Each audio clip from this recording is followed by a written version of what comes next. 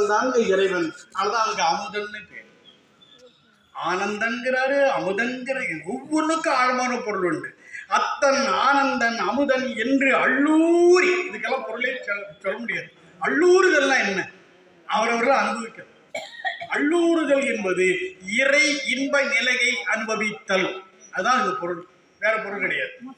அள்ளூரி தித்திக்க பேசுவார். இறை இன்பத்தை உள்ளுக்குள்ளார அந்த தோழி அனுபவிக்கிறதுனால பேச்செல்லாம் இனிமையா இருக்கு, பேச்செல்லாம் சக்கரையா இருக்கு, தேனா இருக்கு. முத்தன்ன வெண்ணகையாய் முன்வந்து எதிரெழுந்து என் அத்தன் ஆனந்தன் அமுதன் என்று அள்ளூரி தித்திக்க பேசுவாய். இனிக்கு இனிக்க பேசுவாங்க. இப்பயே தூங்கிட்டு இருக்கிற வந்து உன் கடை திறவாய். நீ படுக்கையிலிருந்து எழுந்து வந்து இந்த வீட்டு கதவை திறக்க மாட்டாயா?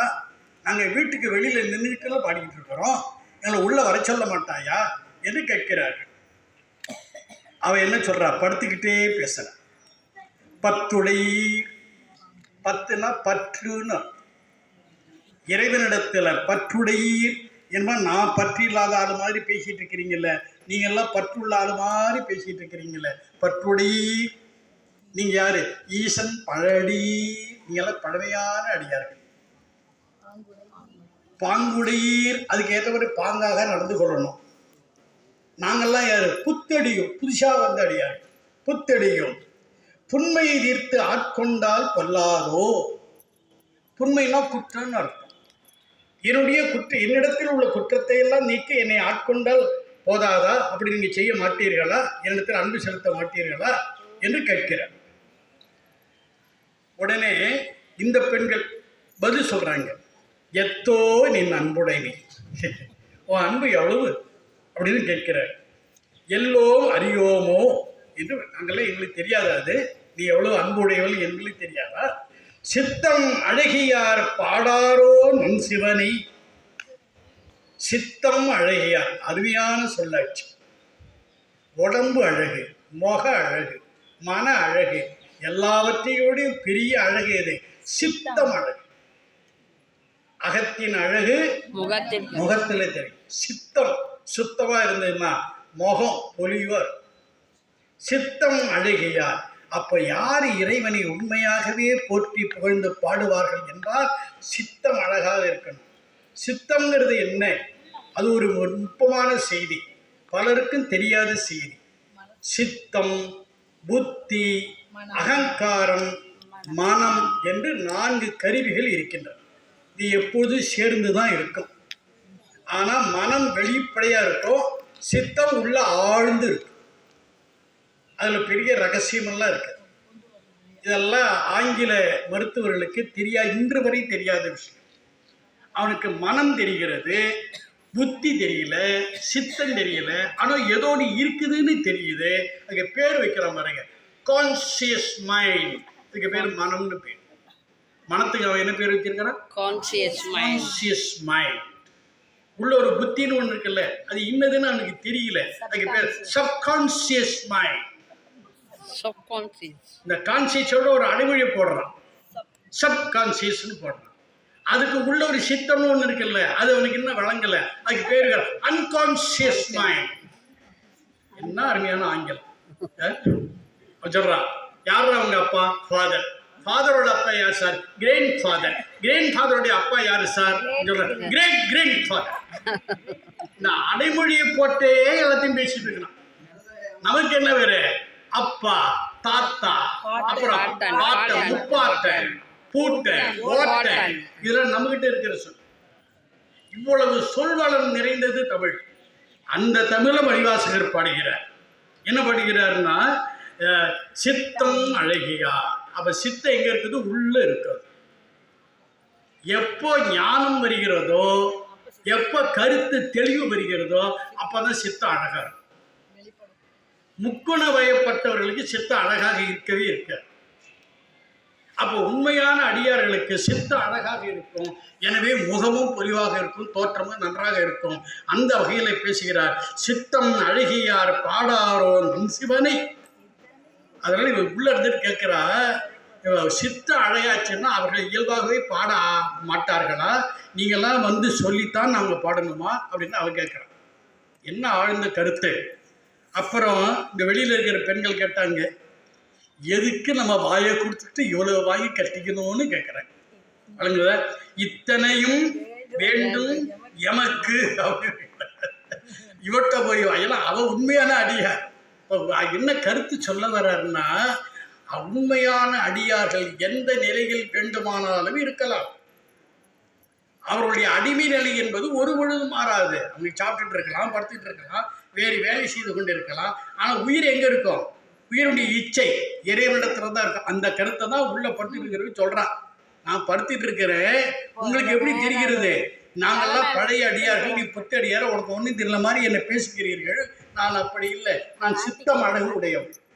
படுத்திருந்தாலும் இறைவனைத்தான் பற்றி கொண்டிருக்கிறேன் என்பது உள்கருத்து. இந்த மாதிரி அவ சொன்ன உடனே வெளியில் இந்த கூட்டமாக வந்த பெண்களுக்கு அதை தாங்க முடியல. எதுக்கு இவகிட்ட வாய கொடுத்தோம் என்று நினைக்கிறேன். இத்தனையும் வேண்டும் எமக்கு என்று படிக்கிறார். அப்ப இது என்ன அருமையான கருத்துன்னா, நம்முடைய பழைய காலத்துல அந்த பெண்கள், இளம் பெண்கள், கன்னி பெண்கள் எவ்வளவு இயற்கை உணர்வோடு இறை உணர்வோடு வாழ்ந்திருக்கிறார்கள், எவ்வளவு தெளிந்த அறிவை பெற்றிருக்கிறார்கள் என்பதையெல்லாம் இந்த 3 பாடல்கள் பார்த்தோம். உள்ளபடியே நான் 10 பாடல் நடத்தினா வந்தேன். இன்னொரு ஒரு 15 நிமிடங்கள் இருக்கின்றன. இதை வேறு ஒன்றுக்காக நான் பயன்படுத்தி இருக்கேன். ஏற்கனவே அம்மாட்ட அனுமதி வாங்கிட்டேன். எப்படி நீ என்ன பண்ண? பெரிய புராணத்தை ஆழ்ந்து படிக்கணும். அதை படிச்சாதான் தெரியும் ஒவ்வொருத்தரும் எப்படி போனாங்கிற கருத்து. கொஞ்சம் ஆழ்ந்து படிங்க. ஆமா, நமக்கு அது ஒரு பெரிய, அதெல்லாம் ஒரு கஷ்டமான காரியமே இல்லை. உள்ளபடியே நீங்க விரும்பினால் அது உங்களுக்கு புரியும். அவ்வளவுதான், வேற ஒன்றுமே இல்லை. நம்ம விருப்பம் தான், நம்முடைய இச்சை, நம்முடைய விருப்பம் இதான் அளிக்கும்.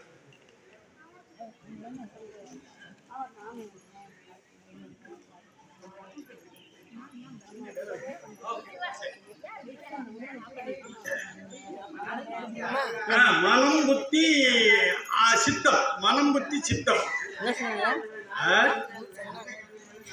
அது இருக்குது.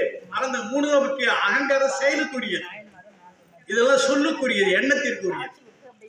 அதான் அவனுக்கு இன்னமும் வேலை நாட்டு அறிவியலாளருக்கு இந்த நுட்பம்லாம் விளங்கல. மனம் வேறு, புத்தி வேறு, சித்தம் வேறுன்னு விளங்கல. அதனால ஆனா வேறு வேறுன்னு நினைக்கிறான். ஆனா அது அவரால் விவரிக்க முடியல, ஏன்னா அவனுக்கு தெரியல. என்ன பண்ண? Mind, subconscious mind, unconscious mind அப்படின்னு சொல்லி முடிச்சோம். நாம இதுக்கெல்லாம் தனித்தே பேர் கொடுத்துருக்கோம். இதெல்லாம் எப்படி வேலை செய்யுதுன்னு. எனவே இந்த அளவோடு திருவம்பாவை நான் நிறைவு செய்கிறேன். இன்னொரு 15 நிமிடம் ரொம்ப முக்கியமான உங்களுக்கு பயனுள்ள ஒரு செய்தியை விளக்குவதற்காக நான் இதை பயன்படுத்திக் கொள்கிறேன். ஒரு 30 ஆண்டு காலமாக இந்த சைவத்தில் நான் ஈடுபாடு கொண்டிருக்கிறேன். என்னுடைய 25-30 ஆண்டுகளுக்கு முன்னதாக திருவாவடுதுறை ஆதீனத்தோடு எனக்கு ஒரு தொடர்பு ஏற்பட்டது. அது ஒரு வரலாறு, அதெல்லாம் விவரிக்க நான் சொல்ல விரும்பலை. ஏனெனில் எல்லா ஞானமும் கையிலையில் இருந்து தான் நமக்கு வரணும். ஆனால் ஞானம் தமிழ் மண்ணுக்கு உரியது. தமிழ் மண்ணுக்குரிய ஞானத்தை ஏசாரி இமயமலையிலிருந்து பெறணும்னு ஒரு கேள்வி வரும். இந்த வரலாறு தெரிஞ்சா இதெல்லாம் வெட்ட வெளிச்சமாகிவிடும். இன்றைக்கு இமயமலை என்பது ஒரு காலத்தில் தமிழகத்தில் இருந்தது. இமயமலை தமிழகத்தில் இருந்தபோது இன்றைக்கு இமயமலை இருந்த இடத்துல கடல் இருந்தது. ஒரு மிகப்பெரிய கடற்கோள் ஏற்பட்டதனுடைய விளைவாக இங்கிருந்த இமயமலை அங்க போயிடுச்சு. அதுலதான் கைலாயம். அப்ப கைலாயம் யாருக்குரியது? தமிழுக்கு, தமிழர்களுக்கு, தமிழ் மண்ணுக்கு, தமிழ் நாட்டுக்கு. ஆனா இப்ப இருக்கிற இடம் எது? வடக்கு. அதனாலதான் இன்றைக்கு நம்முடைய ஆதீனங்களை பார்த்தீங்கன்னா திருக்கையிலாய பரம்பரை, ஞான பரம்பரை என்ற சொல்லாட்சி இருக்கு. இது எனக்கு பூர்வ ஜென்ம புண்ணியமோ என்னவோ, அந்த ஆதீனத்தோடு எனக்கு ஒரு தருவு தானாக ஏற்பட்டது. நானெல்லாம் போய் எதையுமே செய்யலை. இன்னும் பெரிய வேடிக்கை என்னன்னா, தமிழகத்தினுடைய சைவத்தினுடைய வரலாற்றில் பொன்னெழுத்துகளால் குறிக்கப்படக்கூடிய ஒரு காலம் உண்டு என்றால் திருவாவடுதுறை ஆதீனத்திலே 23வது சன்னிதானமாக இருந்த சிவப்பிரகாச தேசிகர் அவர்களுடைய அருளாட்சி காலம். அவர்கள் இப்பொழுது இல்லை, திருவடி பேர் அடைந்து விட்டார்கள்.